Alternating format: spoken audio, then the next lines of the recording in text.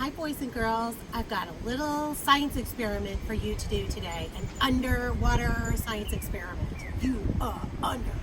So it's very simple. All you need is a cup, some paper towel, and a bucket of water, which is what I have right here. So you're going to take the cup and smush the paper towel down into the bottom of the cup so it stays. Like, make sure it's really wedged in there so it will be nice and stable. You want it to stay right in there.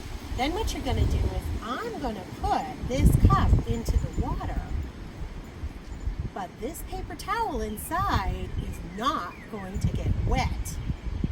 It's going to be amazing. You ready to watch? The trick is to put it straight down in, upside down, and push it all the way down, and then pull it straight back up. And check it out. The paper towel is totally dry. Now, if you put it in sideways, this won't work. It'll get all wet. But put it straight down and then straight back up. And the reason that it happens, boys and girls, is because when you put the cup right on top of the surface of the water, it creates an air pocket inside of the cup.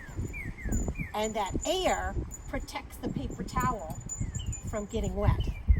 So try it out. It's a fun experiment. You can even do it in the tub. Bye, boys and girls.